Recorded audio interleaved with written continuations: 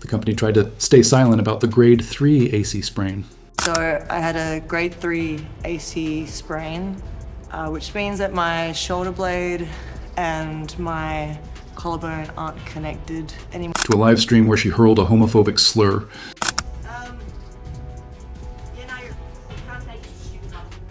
Rhea Ripley even experienced a full panic attack right before a big event, which shook her confidence a little. These are 11 shocking clips of Rhea Ripley that WWE never wanted the public to see, starting with a homophobic slur incident.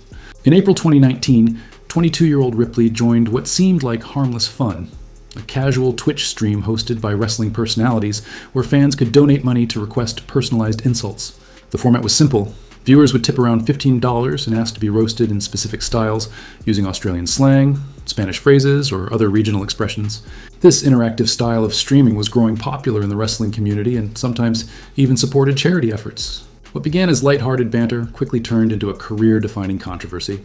The incident happened on the evening of April 24th, 2019, when a male fan donated $15, asking specifically to be insulted in Australian slang, a nod to Ripley's Adelaide roots. The response she gave that night would go on to haunt the early part of her career. My confidence definitely was tainted a little bit. The slur sparked immediate outrage, especially from the LGBTQ plus community within the wrestling fan base, who saw it as a harmful reinforcement of anti-gay rhetoric.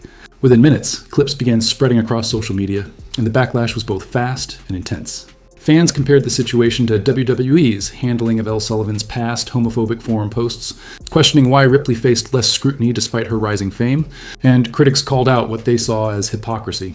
Ripley acted quickly, posting an apology on X less than 2 hours after the clip surfaced, saying she was sorry and admitting her brain-to-mouth filter had failed for a moment. What stood out most was WWE's complete silence. Unlike other high-profile cases, the company made no official statement, apology, or disciplinary action, and the Twitch VOD was quickly deleted, removing the clip from official archives, though fan-recorded snippets circulated briefly before being flagged and removed from platforms like X.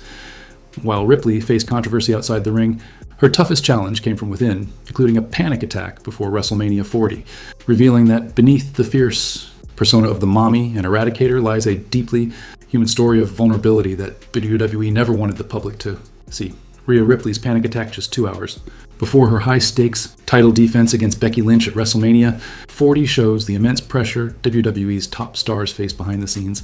WrestleMania 40 was a defining moment in Ripley's career, as she defended her Women's World Championship on Night 1 at Lincoln Financial Field in Philadelphia, aiming to cement her status as the top female wrestler after a dominant run that included winning the title from Charlotte Flair the previous year.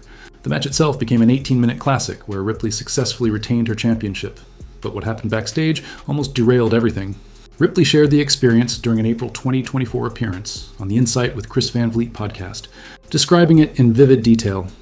She was having a full-blown panic attack 2 hours before walking through the curtain, violently shaking and overwhelmed with nerves. This wasn't normal pre-match jitters. It was a total body reaction, reflecting deep-seated confidence struggles she had been dealing with amid online criticism and the heavy expectations of being champion.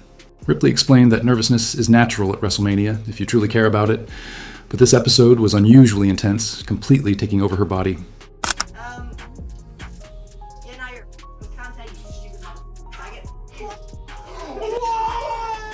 WWE chose not to publicize Ripley's panic attack at the time, keeping it internal to preserve the company's polished image of unbreakable superstars. Support came from key backstage figures, including talent relations executive Jason Jordan and chief content officer Triple H, who offered reassurance based on their own experiences with performance anxiety. Ripley's transformation once she reached her entrance position highlighted the extraordinary mental strength required at WWE's highest level. The panic eased dramatically as she stepped through with her entrance band, motionless in white, while heavy metal riffs powered her signature moshing entrance. All those nerves just sort of flew away, she recalled, snapping into her fierce persona and entering the zone where she felt invincible. This moment connected directly to Ripley's broader confidence struggles, amplified by toxic online discourse that scrutinized her promos, in-ring psychology, and booking decisions leading up to the event. The panic attack became a turning point, reinforcing her resilience and inspiring fans facing similar mental health battles. While she conquered her own fears in Philadelphia, danger awaited in Oklahoma, where a fan barricade incident occurred during her entrance on October 16, 2023, at WWE Monday Night Raw in the Paycom Center. Oklahoma City, an unusual disruption that WWE quickly tried to downplay and remove from their broadcast. The event happened just weeks before Crown Jewel, where Ripley was set to defend her Women's World Championship, making the timing especially tricky for WWE's production team. The episode was building momentum toward Crown Jewel, with Ripley positioned as the dominant heel champion, complete with her signature purple lighting and commanding entrance that always drew huge crowd reactions. With over 12,000 fans in the arena creating an electric atmosphere, Ripley's entrance began as usual around 8:45 p.m. CST. Midway to the ring, a male fan in the front row suddenly lunged over the barricade, attempting to approach Ripley directly.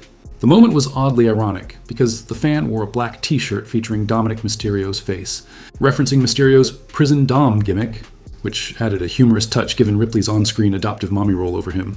WWE security along the barricade quickly restrained the fan while local Oklahoma City police were called, handcuffing him on the spot and escorting him through the crowd toward an arena exit. All unfolding in real time as Ripley's music blared and purple strobes lit the venue. The whole sequence lasted under 30 seconds and was captured on a shaky fan video that went viral on social media. Ripley, professional as ever, stayed in character staring down at ringside while security handled the chaos. True to form, WWE deliberately downplayed the incident during the live broadcast, showing no replay on the Titantron, with commentators ignoring it, and the production truck cutting away from wide shots to keep the segment's momentum intact. After the show, WWE issued no official statement, following their usual approach to minor fan disruptions, prioritizing seamless storytelling over sensationalizing off-script moments. Still, nothing embarrassed Ripley more than her comedic detour with the Robert Stone brand, a period often called her wilderness period. Perhaps no part of Ripley's career has been more thoroughly scrubbed from WWE's highlight reels than her unusual 2020 feud with the Robert Stone brand, a comedic storyline seen by many as beneath her established nightmare persona. This phase followed her high-profile loss of the NXT Women's Championship to Charlotte Flair at WrestleMania 36, placing the former 300-day champion in mid-card storylines that sharply contrasted with her intimidating dominance. The feud highlighted Ripley's versatility, letting her explore physical comedy and mockery, but also drew criticism for underusing her athleticism and star power at a crucial career moment. Robert Stone, formerly known as Robert Evans in the indie scene, debuted on NXT as a sleazy, opportunistic talent agent desperate for clients after being publicly fired by Chelsea Green on live television. The feud's most infamous moment occurred on the June 17, 2020 episode, when Stone, still disheveled, staggered to ringside carrying his booze bag during Aaliyah's match against Sheely. In a grotesque and widely mocked spot, Stone climbed the apron and vomited directly onto Sheely, distracting her long enough for Aaliyah to roll her up for a cheap pinfall victory. The feud's comedic peak came in two key matches, including the June 24, 2020 encounter where Ripley's dominance over the hapless Stone was fully on display. A pre-match dumpster incident saw Stone and Aaliyah ambush Ripley during her entrance, but she ignored their attacks and hoisted Stone into a conveniently placed dumpster, his legs flailing comically. The handicap match at NXT Great American Bash Night 1 on July 1st, 2020 carried high stakes, with a stipulation that a Ripley loss would force her to sign with the brand. The match leaned heavily on gags, including Stone's hesitant tags, Aaliyah's frantic covers, and Ripley's effortless double-team counters, even suplexing both opponents simultaneously. Stone's wrestling was cowardly, with weak slaps and a failed figure four attempt, drawing laughs as Ripley toyed with him like a jobber before finishing with a double riptide. Critics called the storyline silly and pointless, far from her intense battles with Shayna Baszler, contributing to perceptions that Ripley was drifting without direction. The feud's more serious tone came in a steel cage match on September 8th against Mercedes Martinez, who targeted Ripley's legs with kendo stick shots, but Stone immediately fired Martinez for failing him, removing the direct threat. If comedy wasn't enough, a botched rescue made Ripley look worse during a delayed entrance, saving the botch. One of the most awkward and meme-worthy moments of NXT's golden era occurred on February 26, 2020, when Ripley completely botched what should have been a heroic rescue during the main event between Charlotte, Flair, and Bianca Belair. This incident perfectly captured the tension between character presentation and live television reality, creating a moment so awkward that WWE's highlight packages consistently avoided it. The match was set up as Charlotte Flair sending a message to Ripley while giving Bianca Belair a rub against a main roster legend, marking Flair's first NXT TV appearance since August 2015. After Flair's 12-minute victory, she escalated into heel brutality, screaming, "This is my house!" and grabbing a steel chair to trap Belair's ankle before applying her figure four leg lock. 20 to 25 seconds into the beatdown, Ripley's heavy metal theme hit, with her signature pyro exploding on the stage. As NXT Women's Champion and Flair's upcoming WrestleMania opponent, Ripley's run-in was meant to be a heroic save, positioning her as the brand's protector. However, the infamous botch occurred when Ripley, instead of sprinting to the ring with urgent timing, began her full choreographed entrance on stage, including slow-motion stomps down the steps, a high-kick pose, head-banging to the music, and exaggerated arm swings. The routine lasted about 15-20 seconds, during which Flair continued torturing Belair, creating a ridiculous visual of Ripley posing dramatically while Belair writhed in pain. Fan reaction was immediate and brutal, with Twitter exploding in real time, calling it the worst moment of the night, and labeling Ripley a goober for the slow, theatrical WWE entrance that made her look ineffective. My confidence definitely was tainted a little bit, which sucks because I try and keep it up and do my best all the time. I don't know if it was just something inside my head that just wasn't getting the picture, but I don't know, I got a little bit lost after that. Cage Side Seats noted, Rhea Ripley came out to make the save, but casually did her entrance pose while Bianca was injured. Seriously, this was a bad way to go off the air. Years later, Ripley would overcorrect, sparking outrage with a playful but polarizing stunt known as the viral stinkface controversy. The stunt, involving Ripley and Nia Jax, became one of the most talked about moments on WWE's 2024 live event circuit, occurring during a triple threat match on March 23, 2024, at the Bank of Springfield Center in Springfield, Illinois. What began as a cheeky house show gag quickly exploded into a social media phenomenon, earning praise for its entertainment value, criticism for perceived objectification, and pointed remarks from rival Becky Lynch. The featured triple threat match for the WWE Women's World Championship pitted champion Ripley against Nia Jax and Shayna Baszler during WWE's post-Elimination Chamber tour, leading into WrestleMania 40. Around the 8 to 10 minute mark, Ripley isolated Jax in the corner after a Baszler distraction. With Jax slumped against the turnbuckles, Ripley emulated Ricochet's classic stink face from the Attitude Era, turning her back to Jax, grabbing the top rope for leverage, and repeatedly pressing her glutes into Jax's face while shaking her hips in exaggerated fashion. The sequence lasted about 10-15 seconds, accompanied by Ripley's signature cackle and a roaring reaction from the crowd. By Sunday morning, the clip had gone viral, spreading rapidly across X, YouTube, TikTok, and Instagram Reels.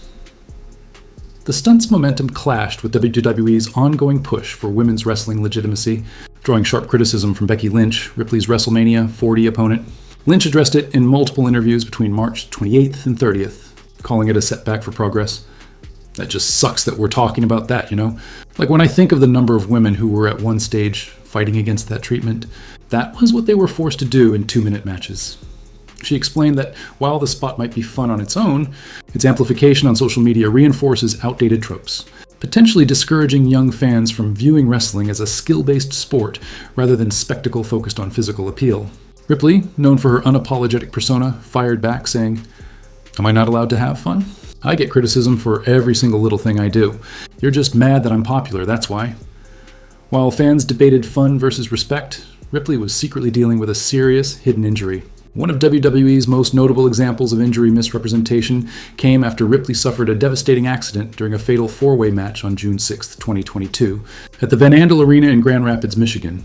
The match, which pitted Ripley against Liv Morgan, Dakota Kai, and Alexa Bliss for a #1 contender spot to the Raw Women's Championship, became a case study in WWE's tendency to downplay serious injuries to protect the company's corporate image. The pivotal moment happened when Ripley and Morgan exchanged moves, and Morgan executed her signature oblivion-jumping DDT. As the move landed, Ripley's body arched awkwardly toward the ropes, with her right leg catching and draping over the middle rope, creating dangerous tension. On impact with the mat, the rope acted like a slingshot, snapping Ripley's leg back violently and driving her own knee directly into her face with significant force. The collision was audible on the broadcast and described in fan footage as a freakish, self-inflicted knee strike, but commentators didn't flag it as serious, focusing on the match's flow. Remarkably, Ripley powered through, breaking up pin attempts and finishing the match with her riptide finisher, showing no overt signs of distress despite suffering both a concussion and dental damage. WWE's damage control was quick, but deliberately misleading. On June 13, 2022, they announced Ripley had sustained a mouth injury during the fatal four-way, preventing her from competing at Money in the Bank. This vague phrasing focused only on dental damage, avoiding any mention of the concussion, a common WWE practice due to liability concerns around brain injuries. The full story only came out when Ripley revealed the truth herself on Instagram, responding bluntly to a fan comment, "You don't look injured," like someone said. Her raw, out-of-character reply highlighted her frustration with doubters and WWE's opacity, emphasizing the invisibility of concussions with her pointed observation. "You can't see a brain injury. The injury couldn't stop her edge, and soon Ripley shocked the world with the face-licking viral moment. This infamous spot occurred on the July the 22nd, 2024 episode of Monday Night Raw, and stands as one of the most provocative, boundary-pushing segments of Ripley's career when WWE has been notably cautious about replaying, despite its massive viral success.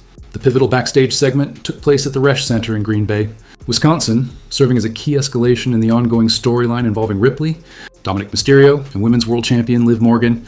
The story had been building through Morgan's revenge tour, where she targeted Mysterio with seductive advances, including flirty texts, chicken nugget gifts, and staged compromising backstage situations. The segment was positioned as a make-or-break moment for Mysterio's allegiance, forcing a public confrontation with Ripley ahead of their SummerSlam mixed tag team match. It opened with Ripley storming to the ring, yanking a hooded and visibly nervous Mysterio by the arm like a scolded child, a visual callback to their dominant mommy and her dirty little boy dynamic. With Morgan dramatically positioned on the arena staircase, she taunted from afar, refusing to enter the ring while emotionally manipulating Mysterio. After a tense confrontation in which Mysterio delivered a rare, fiery promo declaring his hatred for Morgan and calling her a cabrona, the defining moment of the segment unfolded. Ripley's stern expression melted into relief as she pulled Mysterio close, planted a lingering kiss on his cheek, leaving a bold red lipstick mark, and then, in a spontaneous character-defining twist, licked the side of his face from jawline to temple. The crowd erupted with a mix of shocked gasps, laughter, and roaring approval for the unhinged energy. Commentary went wild, with Pat McAfee screaming, "Rhea just licked him. This is diabolical. Corey, what is happening?" While Corey Graves quipped, "Mommy's marking her territory." The clip immediately went viral, trending worldwide on X under Nostria Rylix Dom and calling to her Dirty Dom within minutes. In a June 2025 interview, Ripley revealed that Triple H suggested the lick, saying, "Don't kiss him, lick him. It'll be perfect for your character." To which she thought, "Yeah, that's mommy." That infamous lick wouldn't be the last, as Ripley doubled down during a live auction. The Fanatics live auction lick incident occurred during a WWE partnered live auction stream on November 25th, 2023, just hours before WWE Survivor Series, capturing Ripley in a spontaneous and provocative display that went viral, highlighting the tension between her bold mommy character and WWE's sanitized programming. A lot about merch, and I have I think, a good idea for you. Okay, so you know how you say, "This is my brutality"? This is my brutality shirt. And this is like the first kind of like mock-up that I did, but... You know, my dad would really love this shirt. You could give it to him, but yeah, no, take the idea. The stream was a pre-Survivor Series special featuring WWE stars like Ripley, The New Day, Xavier Woods and Kofi Kingston, Tyler Breeze, and The Miz. Fanatics Live blended auctions with casual banter, encouraging improvisation to boost engagement, with bidding starting low and unique additions, like custom inscriptions, spiking interest.